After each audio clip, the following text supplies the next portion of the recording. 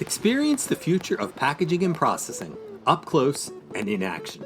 Explore groundbreaking innovations, engage with hands-on solutions, and connect with the experts transforming the industry. See how these advancements can revolutionize your products, production lines, and business. It all starts here. Don't miss out. Register today at packexpolasvegas.com/unpackedpod.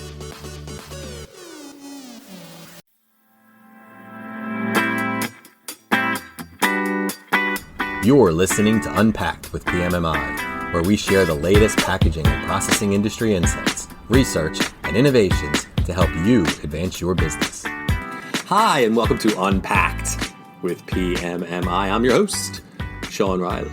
In this episode, we welcome Greg Bergage, president of PACK Machinery. He discusses what the shift to sustainable packaging has meant for legacy equipment, its costs, and the impact and need for collaboration across the supply chain, particularly with an eye towards flexible packaging. He shares insights on the challenges, opportunities, and innovations that are shaping the future of sustainable materials in packaging. Let's have a listen. So with all the fancy introductions out of the way, welcome to the podcast, Greg. Thanks, Sean. So we're talking newer materials, sustainable materials running on basically legacy equipment. So what are the most common challenges that customers face when they're attempting to run these sustainable materials on legacy packaging equipment? There's really two aspects. One is sustainability when it comes to something around compostable, right? Like compostable materials. And so what happens is you can have issues around the sealing layer and getting a good seal on those materials. That tends to be trickiest. They have a polyethylene sealant layer. So either I'm sealing straight polyethylene, either I have some type of laminate there, or I have something with some type of coating and it's PE based. So when you switch to a different material, that could be something corn-based, something sugar-based, it could be something seaweed-based. I've seen there's some really cool seaweed films out there now. Mm-hmm. So getting that to seal properly on a legacy equipment. I think for the most part, that's not too much of a big deal because you can adjust your temperatures, pressures, figure that out.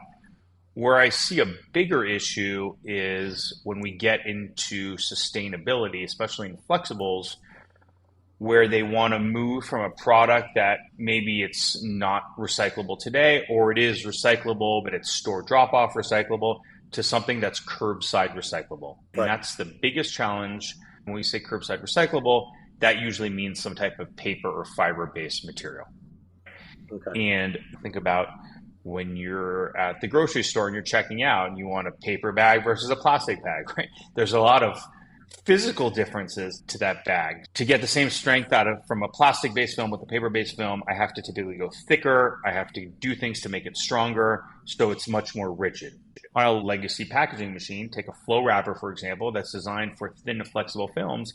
If I need to go to run a rigid paper, I need larger diameter rollers, different angles, bends, things so the paper doesn't tear. So that's the number one challenge I've seen when it comes to curbside recyclable. The second, running at the same line speeds, right? Paper is typically thicker, so it takes longer to transfer the heat to whatever sealant layer is on there. So that maybe it runs a bit slower. Okay. Doesn't really matter if I can't get it to run to begin with. Okay. Do the companies that try to make these switches usually come back to the OEMs before they attempt this, or do they? I'm just curious. Or do they attempt it beforehand? What I've seen in our sample size is that they attempt it beforehand because typically by that point it's not like a new machine, right? Exactly. That's what I was thinking. When you're in the first, what I call out of the box, the first 90 days of running it, maybe 180 days, right? They haven't taken full ownership over the equipment. They still have the manufacturer involved in this and that. Once you've had a machine for a couple of years, you got your maintenance team, you got your trained personnel. So they typically try it themselves. And if it doesn't work, then they come back to the manufacturer and say, hey, this doesn't work. What do we do? And we've experienced that where we had to design we were successful in this case, modify some parts, some rollers, some things like that to retrofit it, to go from actually a plastic-based film to a paper-based film. You touched on things that it's affecting on the equipment when we make these switches. What are the cost implications of switching to a sustainable packaging materials, and how do companies manage or offset those expenses? That's a great question. So it depends. Do they already have the piece of equipment or are they investing in a new piece of equipment? If they have it, obviously there's downtime costs and transition costs, right? So that's the first part. And then when you're actually running, you could be running slower. So that's one cost. I'm not as productive with the equipment. And then obviously material is more expensive when going from plastic to paper. For the most part, it's double digit increases. It can depend on what they're doing. There's some ways of offsetting that. One example is maybe I was running 3 or 4 mil poly-based film, and with paper I can run something thinner, so I'm using less material, but tend to be more expensive. People aren't going to a more sustainable material or a curbside recycle. That's really where I think we should focus on because it's cheaper, right? They're doing it because there's a brand, there's a marketing reason to do it. Yeah, exactly. You have the ops folks, they want to invest, they've been tasked to become more productive. They want to invest in machinery that is what I would call material agnostic, so it can run paper or plastic-based films. Do you see a lot of it coming down from marketing, and are they even involving their operations before they make these decisions? Yeah, typically it is a marketing-driven initiative. We're talking about truly consumer evident transformations where it wasn't just like a line at the bottom of the packaging. It was obvious there was a big splash made around it. It could be putting in some post-consumer recycle content so the consumer might notice the difference. But really, I think the biggest one is going from plastic to paper-coated stuff. I've seen paper-based curbside recyclable films or paper that doesn't look anything like the paper you've seen today, almost mimicking plastic-like properties. I would expect that PACK EXPO in Las Vegas, we'll start to see that. More materials out there. At the last Interpack, I saw that. At the next Interpack, we'll see that. Europe is obviously ahead of the US in terms of this, for sure. Just go to a European grocery store and look at their packaging. But what you also see, Sean, is a lot of companies might offset that added cost by being more productive, by investing in machinery that will give them higher output. So switching over to a vertical form fill and seal or a horizontal flow wrapper or something will give me that 50, 100 packs a minute. And it will, a lot of the incremental costs of the material will be offset by lower labor costs per package. That kind of segues into what I was going to ask is what's the determining factor or the most significant factor in determining whether I can retrofit what I have and that's going to be sufficient, or I need a full equipment upgrade or a complete replacement? Is there some way to determine that before you necessarily have to make the commitment to new machinery? Yeah, absolutely. I think you need to identify what material you want to run. So get an idea of what you want to do. If we think about paper, for example, a 50-pound paper performs very differently than a 40, 30, or 20-pound paper. Right. So the thinner you go on the paper, the more like plastic-based films it might react. So figuring that out, involve the manufacturer of the equipment as early as possible. And if they're not picking, are they going to basically having to make a commitment to a new material? They don't know how that's going to evolve. Like maybe they're only using that for a couple of years. How much of a problem is that going to be going forward for the equipment? Another great question. I think it's easier to work backwards, right? If I have a machine that runs plastic or some type of poly film and I'm switching to paper, for the most part, that paper-based solution should be able to go back and run the plastic with some minimal changes. I started a project with a customer last year, and by the time we did the retrofit, some new materials came out on the market that kind of changed the game. But you have to start somewhere. You can't just, we're just going to wait and wait and wait. Okay, with that kind of shift in mind, everything's going sustainable. Policies are coming into place with producer responsibility, things like that. Mm-hmm. How is that influencing you guys? Are you designing and innovating that in going forward?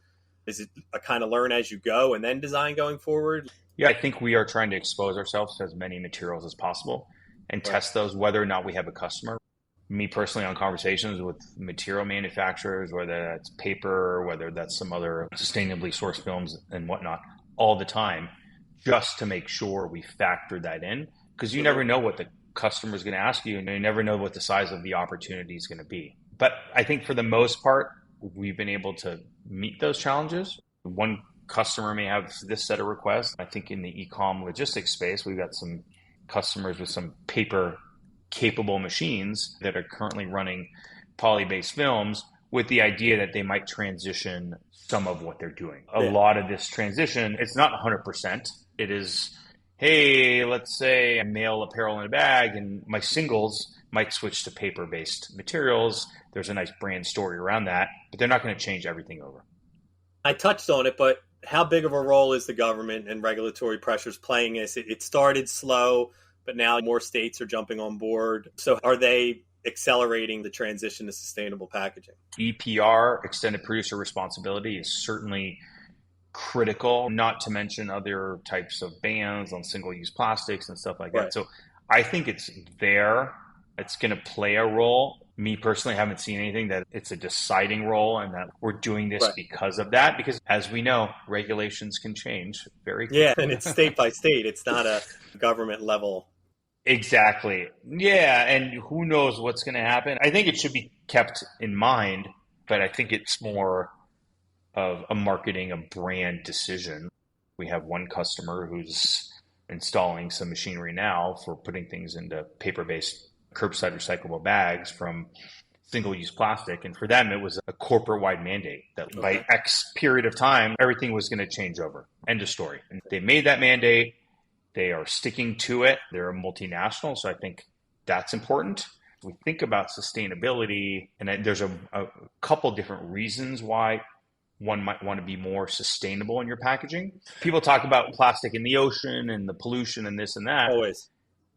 If you're here in North America, that is probably not the problem you're trying to solve. It is a global issue, but for the most part, I take a plastic bag, I'm going to put it in the garbage, or I'm going to put it in the recycling. I have it available to me. It's going to go in there. It's going to go to a landfill. It's going to go to compost. I have an easy way of doing that. You think about much of the world, think about a lot of third world countries and developing countries. People don't have access to that. And that is really a huge issue where they don't have the infrastructure. And what big brands like the one I mentioned to you, they said to me, hey, we're multinational. No, we may not have a problem in the developed world, right, in Europe and North America, but the things that we do get implemented in other parts of the world. We're present in Africa, we're present in Asia, we're present in all these different places. So that change in packaging will impact countries like that where it is a real issue. Interesting. Yeah, our infrastructure, people will complain, isn't the greatest. It doesn't solve every problem, but it's light years ahead of many other countries. Correct. What has to happen beyond that and across the broader supply chain to support this sustainable packaging so that it gets up and running and isn't this kind of stop-start, herky-jerky situation we're in now? I think like many things in life, it comes down to communication, right? And communicating where you've been, where you want to go, and bringing the right parties to the table, right? We hear this over and over again. You get your material supplier with your equipment supplier, with your ops teams, with your marketing team, get all those people talking, and you can really quickly solve issues as opposed to trying to do it on your own with just internal resources or without having everyone in the development process. Right. I appreciate you coming on here, Greg, and giving us the lay of the land on dealing with sustainable materials, with legacy equipment, with equipment going forward and across the supply chain. So thanks again. My pleasure. Happy to do it, Sean. Thanks for listening to this episode of Unpacked with PMMI. If you liked what you heard, be sure to follow or subscribe on Apple Podcasts, Spotify, or wherever you listen. That way, you won't miss any of the industry insights coming your way. While you're there, we'd really appreciate a rating or review. Want more? Visit pmmi.org/podcasts for all of our past episodes and additional resources. Thanks again for tuning in. I'll see you next time.